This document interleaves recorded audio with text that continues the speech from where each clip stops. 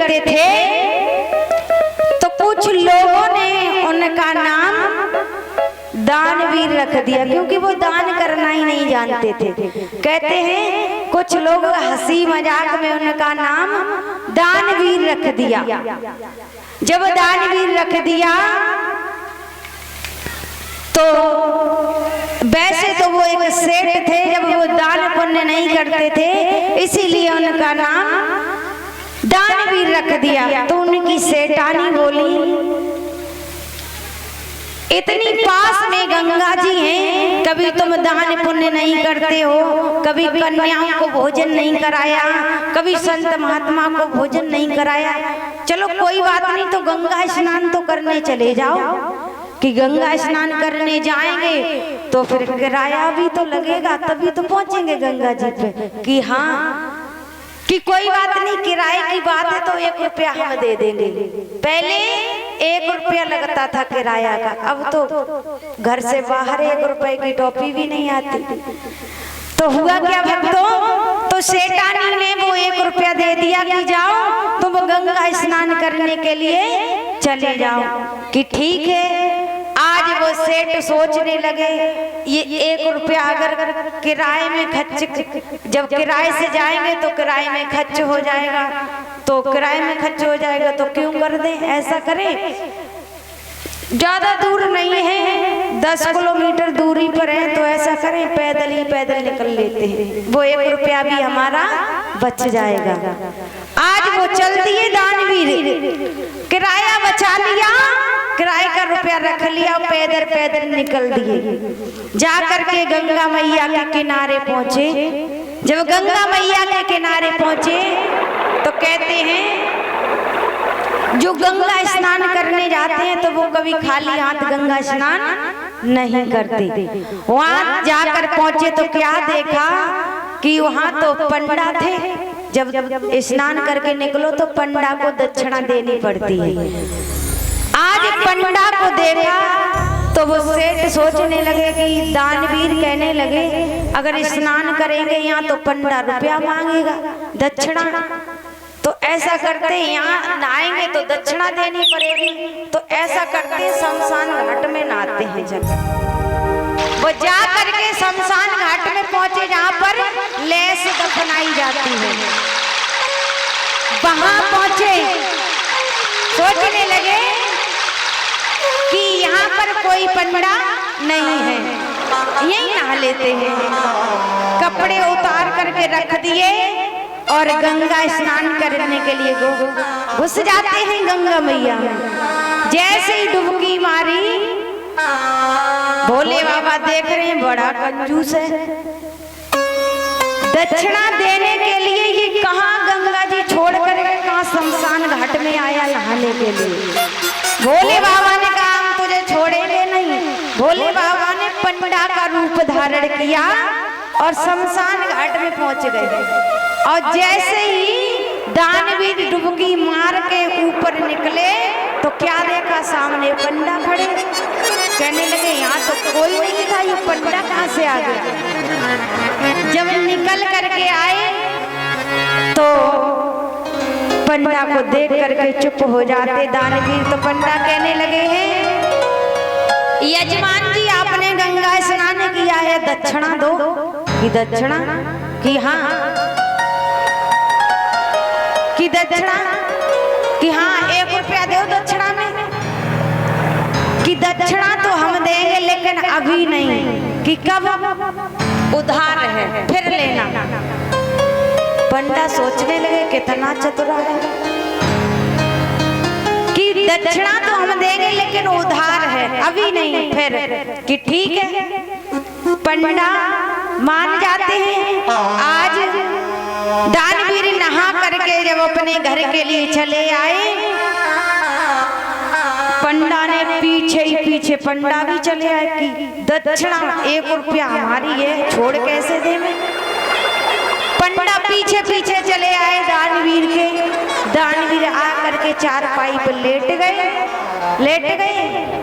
तो तब तक यजमान, तब तक पंडा जी आ गए और आवाज लगाई, अरे यजमान जी गेट खोलो। तो उन्होंने कहा जाओ, पत्नी से कहा देख करके आओ कौन है। निकल के आई सेठानी। हाँ बताओ पंडा क्या आते हैं कि यजमान जी गंगा स्नान करने गए थे और दक्षिणा में उन्होंने 1 रुपया उधार कर दिया। भाई 1 रुपया उधार वाला लेने आए हैं। जा करके पहुंची कि तुमने पंडा की दक्षिणा नहीं दी, कि हमने कह दिया उधार है फिर देंगे, कि वो दक्षिणा लेने आए हैं कि दक्षिणा लेने की। हाँ कि जाओ कह देना कि हमारे पति गंगा स्नान करके आए हैं, उन्हें बुखार आ गया। पत्नी निकल के गई कि पंडा जी हमारे पति गए थे स्नान करने गंगा जी, वो लौट करके आए, उन्हें बुखार आ गया। कि बुखार आ गया कि हाँ अभी जाओ फिर आना। कि अगर किसी की तबीयत खराब हो जाती, बुखार आ जाता है तो उसे छोड़कर नहीं जाना चाहिए। ऐसा करो कि जब तक यजमान जी ठीक नहीं हो जाते तब तक हम नहीं जाएंगे। हमारी खाने पीने की व्यवस्था करवा दो और लेटने बैठने के लिए बिस्तर लगवा दो। अब ये बात सोचो, जो 1 रुपया दक्षिणा में नहीं दे सका तो खाने पीने की क्या व्यवस्था करेगा? है? नहीं करेगा। अब सेठानी से कहा कि जाओ, कहना फिर आना। सेठानी कहने लगी फिर आना, अभी हमारे पति बीमार हैं। कि नहीं हम यहीं पर रुक जाते, जब तक ठीक नहीं हो जाएंगे तब तक हम नहीं जाएंगे। जा करके पहुंची, कहने लगी स्वामी पंडा तुझे कह रहे हैं कि हम यहीं पर ठहर जाते, यजमान जी ठीक नहीं हो जाते तब तक नहीं जाएंगे। कि अब बताओ क्या करें? कि तुम जाओ पंडा से कहना कि हमारे पति मर गए। कि मर गए? कि हाँ। कि तुम्हारी तो सांस चल रही, मर कैसे गए? कि हम सांस को रोक लेंगे। कि रोक लेंगे? कि ठीक है। आज सेठानी निकल के गई, कहने लगी पंडा जी हमारे पति बीमार हो गए थे, वो मर गए। कि मर गए? इतनी जल्दी मर गए? अभी तो आए थे गंगा स्नान करके, इतनी जल्दी मर गए? कि हाँ। कि तो फिर उनके अंतिम संस्कार के लिए तैयारी करवाना चाहिए। पंडा जी गांव में गए, आवाज लगाई, अरे गांव के लोगों, दानवीर गंगा स्नान करने गए थे, वो तो मर गए। कि मर गए? गांव के लोग सोचने लगे अभी तो आए थे दानवीर गंगा स्नान करके, इतनी जल्दी मर गए। गांव के लोग इकट्ठे हो गए, आकर के कहने लगे इतने कंजूस थे लेकिन मर गए, गंगा स्नान करने गए थे। कि तो फिर ऐसा करो जल्दी जल्दी तैयारी करवाओ। आज उनकी अंतिम संस्कार की तैयारी करवाई, टिकटी बनवाई गई, उन्हें लिटा लिया और वो सांस रोके। दानवीर ने सांस रोक ली, उन्होंने टिकटी बनवाई। गांव के लोग देख देख करके खड़े हो गए कि जल्दी जल्दी टिकटी पर रख लो, चलो ले करके चले। आज उनकी सेठानी रो रही है कि हमारे दानवीर मर गए। और जैसे ही टिकटी पर कसा, जो टिकटी लेकर के गांव के लोग चले, तब सेठानी बोली मत ले जाओ, जी नहीं मरे, हमारे पति नहीं मरे, मत ले जाओ। गांव के लोग कहने लगे कि इनके पति जो थे बहुत प्रेम करते थे, इसीलिए ये कहती हैं कि नहीं मरे। अरे ज्यादा दूर रोकोगे तो इनका हाल बेहाल हो जाएगा रो रो करके, इसलिए जल्दी जल्दी ले चलो। आज लेकर के सभी लोग चले। सेठानी कह रही पीछे से हमारे पति नहीं मरे, मत ले जाओ, हमारे पति नहीं मरे, मत ले जाओ। लेकिन किसी ने उनकी बात नहीं सुनी। ले करके चल दिए, शमशान घाट में पहुंचे, सुंदर सी चिता बनाई, चिता पर लेटा लिया। लेकिन फिर भी वो सांस रोके हैं। कितनी देर हो गई? जब सांस रोके हुए लेटे हैं, सब लोगों ने कहा कि अब तो दानवीर मर गए, तो फिर ज्यादा देर रोकना भी ठीक नहीं, बदबू मारता है, इसलिए अंतिम संस्कार करो इनका। चिता बनाई और जैसे ही आग लगाने के लिए आगे बढ़े तो वही पंडा ने कहा रुक जाओ। कि क्यों? कि एक मंत्र बोलेंगे हम दानवीर के कान में, उसके बाद में तुम आग लगाना। कि ठीक है। गांव के लोग खड़े हैं मरघट में, शमशान घाट में, और पंडा कान सराने की तरफ पहुंचे और धीरे से झुके और कान में कहने लगे, दानवीर उठ जाओ, पंडा चले गए। दानवीर उठ जाओ, पंडा चले गए। और जैसे ये बात सुनी और दानवीर उठ के बैठ गए फट। जब उठ के बैठ गए, गांव के लोगों ने देखा कि ये क्या हुआ, दानवीर तो मर गए, ये तो जिंदा हो गए। डर की वजह से भाग गए गांव के लोग कि ये तो मरे हुए जिंदा हो गए।